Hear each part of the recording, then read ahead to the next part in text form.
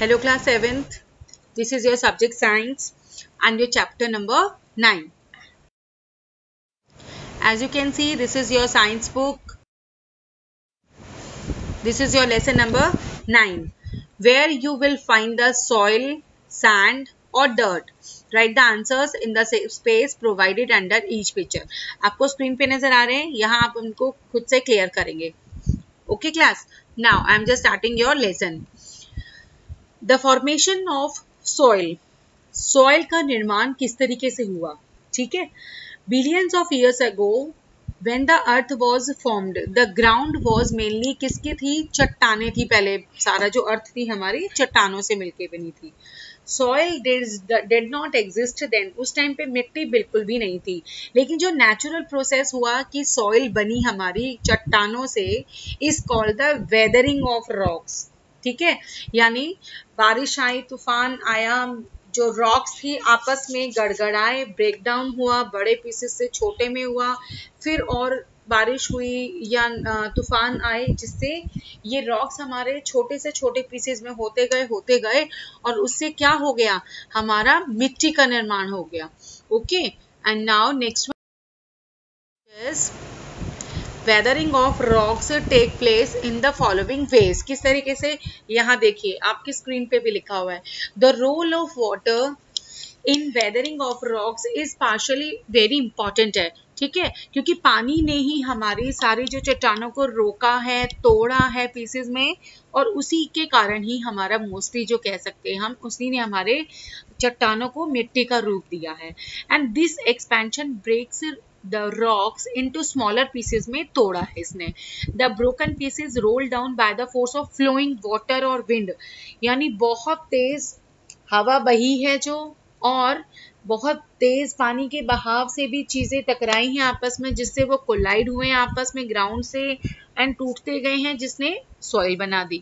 Third one is plant roots. जो हमारे होते हैं वो इनटू नैरो क्रैक्स में विद इन द रॉक्स के बीच में भी आ जाते हैं, और वहां अगर पेड़ निकल के ग्रो कर जाता है तो रूट्स क्या करती हैं, रूट के, अगर हमारी पेड़ की सपोज एक रूट है, वहां से हमारे कोई चट्टान निकल के जा रही है, पेड़ का तना बहुत मजबूत है, तो वो क्या करेगा, उस पेड़ के तने पे, रूट पे, जड़ पे कोई रॉक हमारी चट्टान टकरा के वो टूट के आगे जाएगी, फिर आगे उस पे आगे कुछ और टकराएगा, फिर वो और थोड़ा सा पीस के फिर आगे चली जाएगी.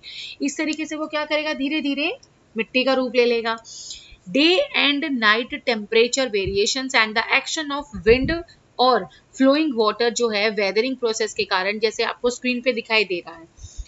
पहले देखो फर्स्ट स्टेज में क्या हुआ, बड़ी चट्टान थी, पेरेंट रॉक थी, देन वो टूट के थोड़ा सा क्या बन गया, फाइन रॉक पार्टिकल्स बन गए, थोड़े छोटे छोटे हो गए.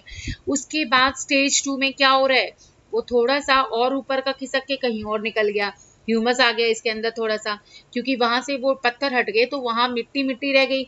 मिट्टी में पानी टिके, ह्यूमस का मतलब होता है आपका थोड़ा सा पानी, मिट्टी में नमी आ जाती है, मॉइस्चराइजर, ठीक है, क्योंकि पत्थर हट गया.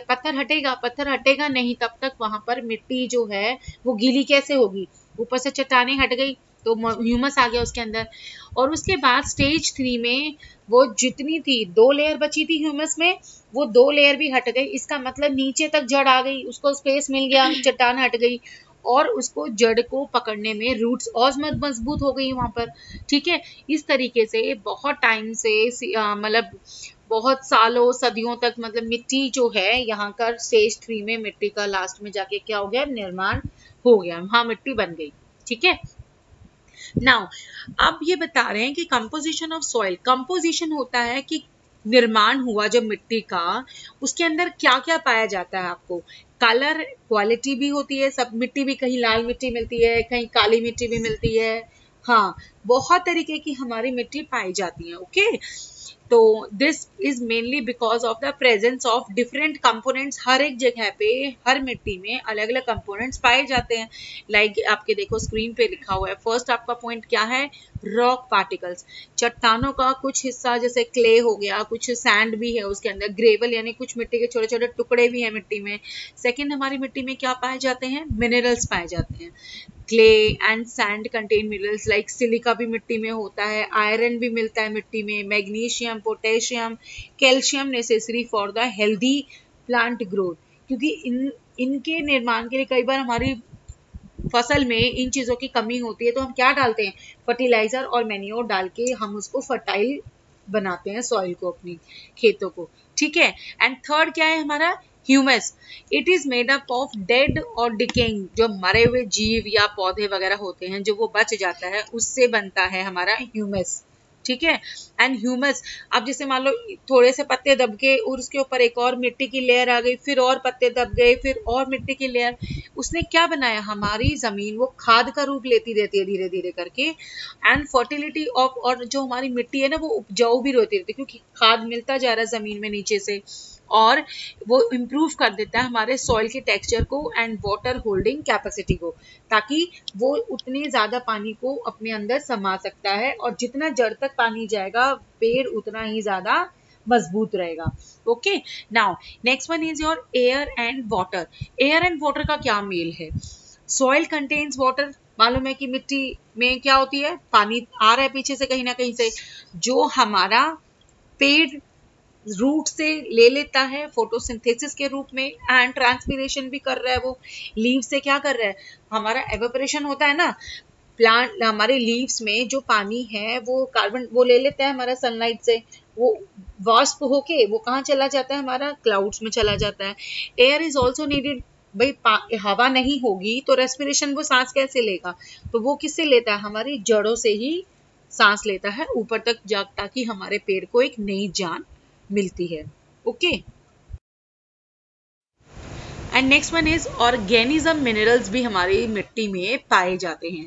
दे हेल्प, किस में हेल्प करते हैं, जैसे हमारे कीड़े, जैसे हमारा वो होता है ना उपजाऊ रखता है, वर्म्स भी होते हैं, बहुत सारे कीड़े भी ऐसे होते हैं जो हमारी जमीन को क्या रखते हैं, यस, अर्थवॉर्म सबसे बड़ा बढ़िया एग्जाम्पल है। Earthworm is a friend of the farmer, बोला जाता है अर्थवॉर्म को कि वो हमारी जमीन में रहता है तो हमारी जमीन को और ज्यादा उपजाऊ बनाता रहता है वो, और it eats the soil making the soil porous बना देता है और डिकम्पोज कर देता है डेड प्लांट्स को, और वॉट एनिमल मैटर को जो भी उसने नीचे जमीन में मिला है उसको खाद का रूप देता रहता है, कौन, अर्थवॉर्म, ताकि उसमें और ज्यादा फर्टिलिटी आती रहे, ठीक है। अब जैसे आपकी स्क्रीन पे आपको दिखाई दे रहा है कंपोनेंट ऑफ सोइल में, देखो सबसे नीचे हमारे कुछ पत्थर के टुकड़े मिलते हैं, ग्रेवल बोला जाता है, थोड़ी सी रेतीली रेतीली जमीन मिलेगी, फिर सिल्ट मिलेगा। आपको मैं एक्टिविटी 1 में क्लियर कर रही हूँ बेटा, सिल्ट होते हैं छोटे छोटे टुकड़े मिट्टी के जिसमें दोनों चीजें इकट्ठी मिक्स होती है, ठीक है, थोड़े थोड़े छोटे छोटे मिट्टी भी होगी, छोटे छोटे कंकड़ भी होंगे, वो सिल्ट होगी हमारी, उसके ऊपर हमारा क्ले और उसके ऊपर हमारा ह्यूमस आ गया, ठीक है। नाउ सॉइल प्रोफाइल क्या होता है, what is soil profile, there are different types of rocks होती हैं जो हमारी जो सॉइल को डिफरेंट डिफरेंट साइज पार्टिकल्स देते हैं। वर्टिकल सेक्शन जो हमारी सॉइल का होता है जो ग्राउंड के सरफेस से प्रेजेंट रॉक्स तक होता है जिसको बोला जाता है soil profile, and the different layers हमारी सॉइल की उनको बोला जाता है हॉरिजॉन, ठीक। लाइक आपको देखो स्क्रीन पे देखो ये हमारे डिफरेंट लेयर्स हैं सॉइल की। सबसे पहले देखो सबसे नीचे से चलिए, सबसे नीचे क्या है हमारा हॉरिजन आर, फिर हॉरिजन सी, फिर हॉरिजन बी, देन हॉरिजन ए। अब यहाँ है क्या इन हॉरिजन्स में, ओ हॉरिजन क्या है हमारा, देखिए the surface layer contains many plant और रूट्स होती हैं जिसके अंदर, उसको तो बोला जाता है O horizon, has a very high accumulation होती है, ऑर्गेनिक मैटर बहुत सारे होते हैं इसके अंदर। नेक्स्ट हमारा हॉरिजन ए हॉरिजन है आपका, ए हॉरिजन एक अपर मोस्ट लेयर होती है हमारी जमीन की सबसे ऊपर वाली, उसको बोला जाता है ए हॉरिजन, ठीक है, जो सबसे ज्यादा इट इज यूजुअली डार्केस्ट होती है कलर में क्योंकि इसके अंदर ह्यूमस सबसे ज्यादा होता है, ठीक है। और ह्यूमस में आपको मैंने बताया था ऊपर भी, डीकम्पोज जो दब जाते हैं ना प्लांट्स और एनिमल्स वगैरह उनका दबा हुआ उन इसके कारण इसका रंग क्या होता है, थोड़ा सा डार्केस्ट देखा जाता है, ओके। एंड नेक्स्ट हमारा कौन सा हॉरिजन है, ओ हो गया, ए हो गया, next one is B horizon. हाँ, बी हॉरिजन क्या होता है हमारा, it lies below the top soil के नीचे वाला हमारा बी हॉरिजन होता है और इस कंपेरेटिवली लाइटर होता है कलर के अंदर, सबसे ऊपर था ना डार्क कलर, उससे नीचे लाइट कलर में आ गया जिसको बोला जाता है सब सॉइल, जिसके अंदर ह्यूमस कम होता है एज कम्पेयर टू टॉप वाले में ह्यूमस ज्यादा था, तो वो ज्यादा फर्टाइल होता है, ठीक है, जिसके अंदर क्या होता है हमारा आयरन ऑक्साइड्स आपको बहुत मिलेंगे, एल्यूमिनियम भी बहुत मिलेगा and soluble materials. Rain water collects, क्योंकि देखो सबसे ऊपर तो रेन वाटर टिकता ही नहीं है, वो नीचे नीचे धीरे धीरे जाके नीचे आ जाएगा, तो वो हॉरिजन बी में टिकता है जाके, ठीक है। Now next one is C horizon. C horizon क्या होता है हमारा, इट इज वेरी हार्ड। उससे थोड़ा और आप नीचे आएंगे, बॉटम मोस्ट लेयर होती है, वहां पर बहुत सारे कंकड़ भी, सी हॉरिजन को ही पेरेंट रॉक भी बोला जाता है, ओके, जिसमें सारे टुकड़े टुकड़े नहीं, टुकड़े के अलावा पत्थर के वो भी पीसेस में मिलेंगे मिट्टी के साथ साथ, ताकि उसको क्या बोला जाता है, सी हॉरिजन और पेरेंट हॉरिजन, ठीक है। नेक्स्ट हमारा आ गया आर हॉरिजन। इस लेयर में क्या होता है, बड़ी बड़ी लेयर होती है लार्ज सॉलिड की, और जहां नीचे जाके आप किसी चीज को खोदते जाओगे सबसे नीचे पत्थर लगने लग जाता है आपको जमीन में नीचे, उसको बोला जाता है बेड रॉक, यानी रॉक्स का वो बेड होता है सबसे नीचे, ठीक है, और जिसको बोला क्या जाता है, आर जोन बोला जाता है।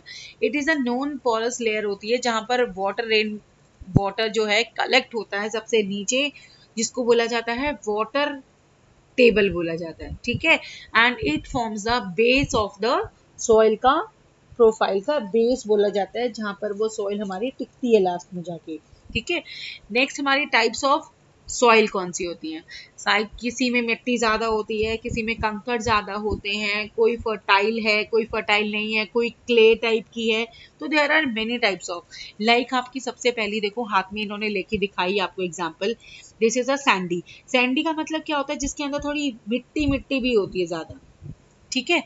It is a soil with a large proportion of sand grains होते हैं इसके अंदर, 60% ऑफ लैंड सैंड जो है along with the clay and silt होती है, जिसके अंदर बहुत सारे आपको क्या मिलता है, लो वाटर रिटेंशन मिलती है, they can not fit closely together, क्योंकि जब पूरी मिट्टी होती तो वो आपस में मिट्टी जुड़ती, यहाँ टुकड़े भी साथ में हैं तो वो मिट्टी आपस में नहीं जुड़ेगी, थोड़ा अलग अलग टुकड़ा दिखाई देता है इसका, ठीक है।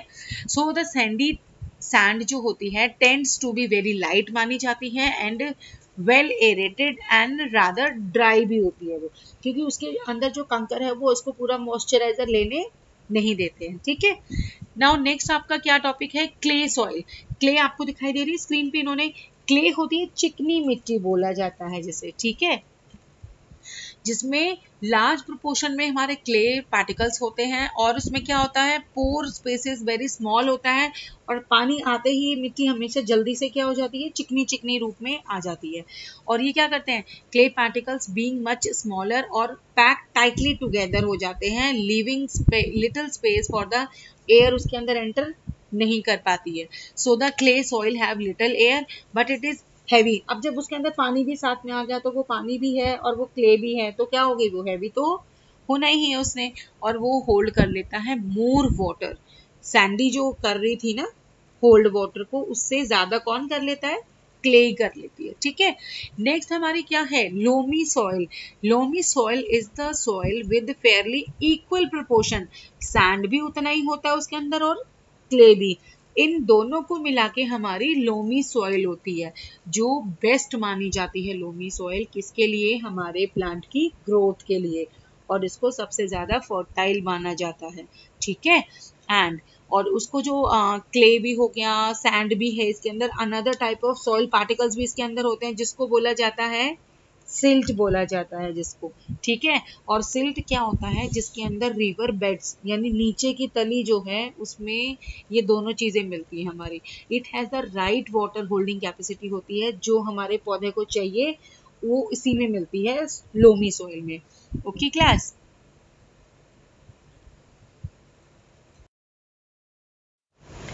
Now percolation rate of water in the soil, soil में कितना अमाउंट ऑफ पानी रहता है, इट मीन्स टू पास और filter through the very small holes में से, ठीक है। लाइक आपके नीचे देखिए एक्टिविटी 3 में दे रखा है कि आपको अगर परकोलेट रेट ऑफ वाटर निकालना है कि मिट्टी के अंदर कितना अमाउंट ऑफ वाटर निकालेंगे पहले आप कि पानी कितना है, ठीक है, और परकोलेशन टाइम उसके लिए चाहिए कि कितना पानी को कितना टाइम चाहिए ताकि परकोलेशन रेट निकल सके उसका, ठीक है, ताकि कितनी देर में वो फिल्टर हो सके पानी। ओके, जैसे मान लो suppose that for a certain sample it took 10 minutes लिए। 10 मिनट किसके लिए लिए उसने? 5500 ml पानी को लिया। पर्कुलेट रेट निकालने के लिए अमाउंट ऑफ वाटर हमारा 5500 ml था, वो ऊपर लिख दिया हमने। टाइम कितना लिया उसने होने के लिए? 10 मिनट्स लिया। तो 0 से 0 कट हो गया, कितना लीव रह गया हमारा? 50 बच गया। 50 मिलीलीटर अपॉन में पर मिनट हो गया, तो पर मैंने अपॉन वाला मिनट हटा दिया तो -1 उसकी पावर आ गई।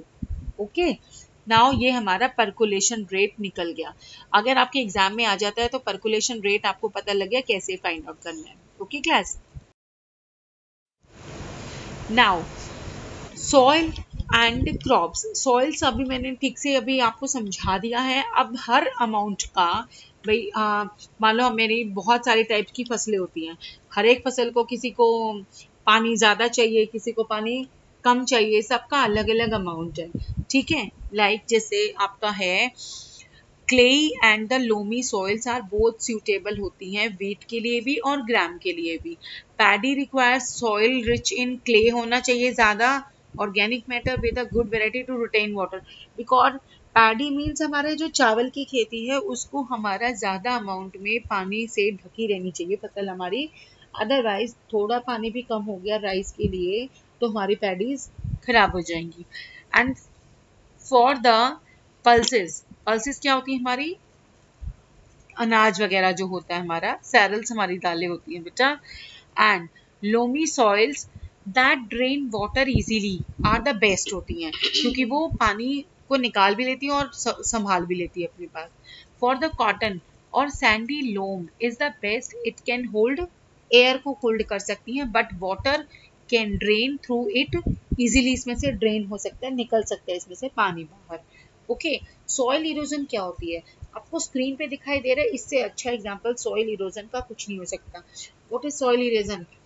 जब हमारी जमीन की सबसे ऊपर वाली जो फर्टाइल जो लेवल होता है वो पानी से या हवा से, बहुत सारे मैटर्स होते हैं कि हमारी उपजाऊ मिट्टी की परत जो है हट जाती है वो, ठीक है, और उसके बाद हमारी जो नीचे वाली परत होती है वो ज्यादा फर्टाइल नहीं होती है, जिससे हमारा क्या होता है, या जैसे मान लो सपोज यहाँ मैंने दिया भी हुआ है main causes of the soil erosion के सबसे बड़े कॉजेज किसके कारण होता है ये सॉइल इरोजन? डिफॉरेस्टेशन। डिफॉरेस्टेशन का मतलब अगर मान लो यहाँ आपका पेड़ अगर ना कटा होता तो ये मिट्टी को पेड़ हमारे रोक सकते थे। ठीक है, नेक्स्ट है ओवर ग्रेजिंग। ओवर ग्रेजिंग मतलब वहां के आसपास के लोग रहने वाले कुछ ज्यादा ही अपने पशुओं को चरा देते हैं कि पेड़ को छोड़ते ही नहीं है बिल्कुल भी।